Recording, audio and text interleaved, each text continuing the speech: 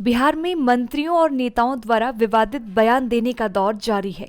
कभी मंत्री चंद्रशेखर रामचरितमानस को नफरत फैलाने वाला ग्रंथ बताते हैं, तो कभी जदयू नेता गुलाम रसूल बलियावी शहर को करबला बना देने की बात करते हैं। अब बिहार सरकार के मंत्री आलोक मेहता ने विवादित बयान दे दिया है। भागलपुर के गोराडीह पहुंचे बिहार सरकार के मंत्री आलोक मेहता ने एक सभा को संबोधित करते हुए अनर्गल बयान दिया है। इस बार का बयान धर्म नहीं बल्कि सवर्णों को लेकर दिया गया है। मंत्री आलोक मेहता ने कहा कि जो 10% वाले लोग हैं वह कभी अंग्रेजों के दलाल हुआ करते थे। उनका काम सिर्फ घंटी बजाना था। जो 10% लोग हैं उनके सामने जो आवाज उठाता था उनकी जुबान बंद कर दी जाती थी। उन्होंने कहा जो लोग 10% हैं उन्हें EWS कहा जाता है। यह दलित शोषित के लिए उचित नहीं है। आने वाले समय में आरक्षण पर खतरा है।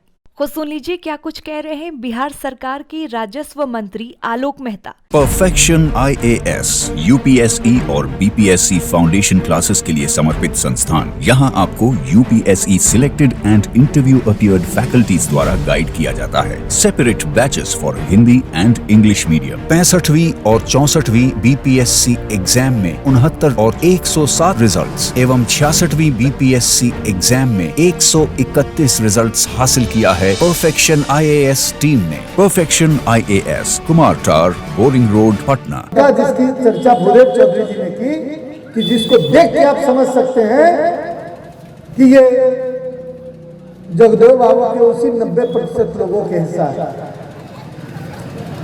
उन लोगों को, उन बाप दादों को प्रताड़ित किया गया। अंग्रेजों ने पहले, आजादी के पहले किया और आजादी के बाद अंग्रेजों के दलालों ने किया। जिनको जगदेव बाबू 10% का हिस्सा बताते थे, उन्हीं लोगों के पास सारी जमीनें, उन्हीं लोगों की मिल्कियत। जमीनें कहां से आई? मैं राजस्व और भूमि सुधार मंत्री, मैं देख रहा हूं खतियान को उधेर देख रहा हूं कि जमीनें कहां से आई। बहुत सारे लोगों को तो अंग्रेजों की दलाली के एवज में, जब अंग्रेज जा रहे थे तो उन लोगों ने मुफ्त में या फिर क्या क्या उसके लिए उन्होंने गंवाया होगा पता नहीं, लेकिन सैकड़ों एकड़ जमीन लिख कर चले गए। लेकिन जिनको जमीन नहीं थी, कम भूमि थी, मेहनत कश किसान, मेहनत कश मजदूर, ये तमाम लोग उनके शिकार थे जिनके पास जमीनें चली गई। आज भी जमीन एक महत्वपूर्ण मुद्दा है जिसकी वजह से समाज में डिस्टर्बेंस रहता है। बिहार की 50% से ज्यादा हत्याएं जमीन विवाद में होती है। आपका बेटा उस विभाग का, आपका भाई उस विभाग का मंत्री बनाया गया जिस विभाग में आप लोगों की समस्याएं ज्यादा है। तो मैं हर जगह हिदायत दे रहा हूं कि आप लोग अपने परिवार में बंटवारा कर लें समय पर, ताकि आगे आने वाले दिनों में जो हमने व्यवस्था बनाने का सोच रखा है उसमें सबकी जमीनें क्लियर हो जाए। आपस में नहीं लड़े। जिनसे लड़ना है उनसे लड़ाई जगदेव बाबू लड़ रहे थे। संगठित होइएगा तो आप भी लड़िएगा, लेकिन आपस में मत लड़िए। आपस में लड़ने से कई तरह की एकता खंडित होती है। आज राजनीति इतनी राजनीति का महत्व बहुत बढ़ गया है, लेकिन हमारे लोगों को ये समझाया जा रहा है, हमारे लोगों के मन में राजनीतिज्ञों के प्रति नफरत पैदा किया जा रहा है। और खुद क्या कर रहे हैं? मंदिर में घंटी बजाने वाले लोग सत्ता की कुर्सी संभाल रहे हैं। उत्तर तरह की एकता खंडित होती है। आज राजनीति इतनी राजनीति का महत्व बहुत बढ़ गया है, लेकिन हमारे लोगों को ये समझाया जा रहा है, हमारे लोगों के मन में राजनीतिज्ञों के प्रति नफरत पैदा किया जा रहा है। और खुद क्या कर रहे हैं? मंदिर में घंटी बजाने वाले लोग सत्ता की कुर्सी संभाल रहे हैं। उत्तर प्रदेश के मुख्यमंत्री को देख लीजिए और आपको कह रहे हैं कि जाके मंदिर में घंटा बजाइए। क्या घंटा बजाने के लिए हम लोग पैदा हुए हैं? हम लोग को हक और हुकूक चाहिए कि नहीं?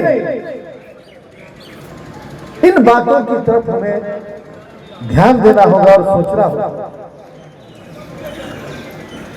जगदेव बाबू, कई हमारे साथियों ने कहा, उनके नारे याद है लोगों को, 100 में 90 शोषित है, 90 भाग मारा है, 10 का शासन 90 पर नहीं चलेगा, नहीं चलेगा। जगदेव बाबू के पद चिन्हों पर चलकर जगदेव बाबू कहा करते थे कि पहली पीढ़ी गोली खाएगी, दूसरी पीढ़ी जेल जाएगी और तीसरी पीढ़ी राज करेगी। यह राजनीतिक भविष्यवाणी थी। और उनका जो नारा है 100 में 90, वो आपकी राजनीति का फार्मूला है। उसी को दूसरे शब्दों में लालू जी ने कहा, मछली पकड़ने वालों, घोंघा चुनने वालों, सुअर चराने वालों, सब्जी उगाने वालों, भेड़ चराने वालों, पढ़ना लिखना सीखो। ये संबोधन उन लोगों को था जिन लोगों को कभी किसी ने संबोधित नहीं किया था।